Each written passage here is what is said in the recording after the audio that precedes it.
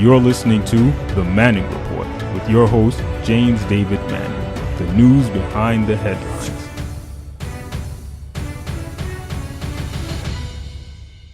We talk about the concern of the environment as an elitist concern. 1 year ago, I was waitressing in a taco shop in downtown Manhattan. I just got health insurance for the first time a month ago.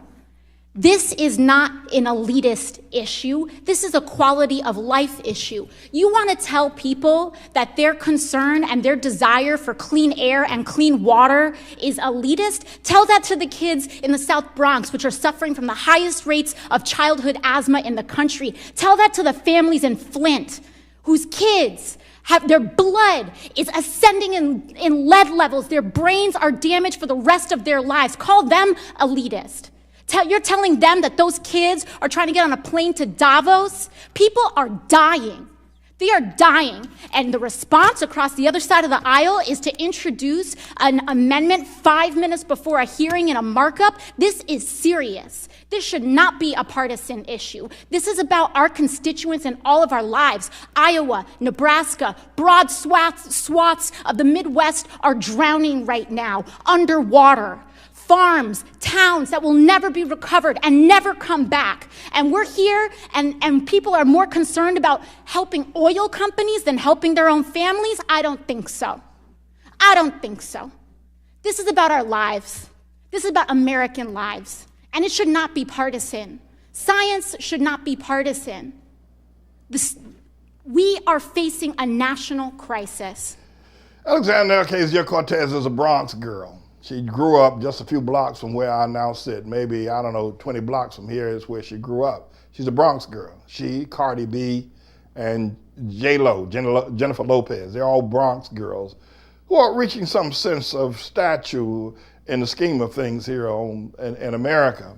I'm not supportive of Alexandria Ocasio-Cortez, and I don't think I ever will be, mainly because there's so many other things that I find that are ungodly, that are repulsive, that are unbiblical, that are anti-God, and that also, as much as she is lamenting against conservatives, that saying that people who are concerned about the environment are some sort of elitists, when the reality is people in South Bronx and Flint, Michigan, and other places like this are suffering greatly. But not just that, these senators and congresspersons from Ohio, from Iowa, from Nebraska, and the Missouri Basin, the Ohio Valley, need to be concerned about the flooding and the tornadoes and the hurricanes as well. So I think she has a valid point. And I thought that I would simply allow one to see her eloquence, which, I'm not supportive of her, and I don't think that I ever will be, but I think she ought to be carefully watched, because anyone who can speak that succinctly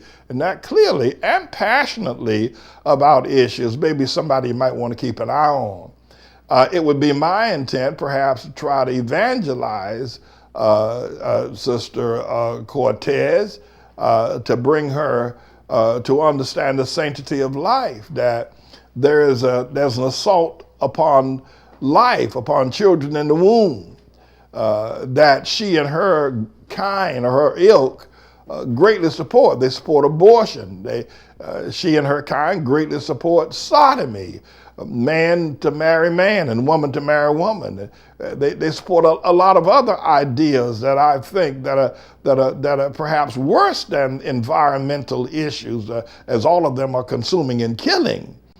So for those reasons, I would have the greatest of difficulties of having any sign of support for Cortez. But I do think that she certainly bears watching.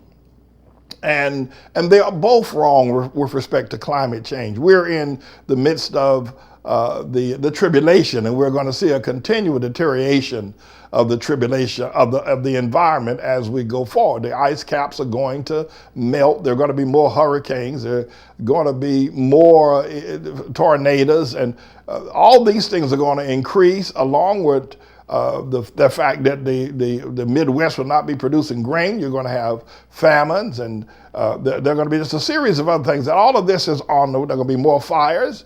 All of this is a reality that man cannot control. And I think what Ocasio-Cortez is trying to say, that man can control it, and she's just wrong.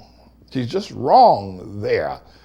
But I thought it would be interesting, since many of you do not get an opportunity to look at an alternative point of view, that I would present that to you at this time. This is a bit of a news blog we do, looking at spiritual wickedness in high places for the most part, making some observations about it and giving people a biblical foundation to the way of interpreting, rather than have Sean Hannity or Laura Ingraham or Janine Pirro or Anderson Cooper or Rachel Maddow or Don Lemon, Rush Limbaugh interpret what's going on in the world. You come to me and I'll tell you based on what the Word of God says. They'll just give you their worldly, sinful view. But the Manning Report will tell you what God has said, whether to say yea or nay, whether to go or to stay. You'll be led by the word of Almighty God. Come to the Manning Report on a daily basis to interpret the spiritual wickedness in high places, because there's plenty of it that's going on. And so I'm the Lord's servant, James David Righteous Rebel Manning, and I'm here to serve you with news and information.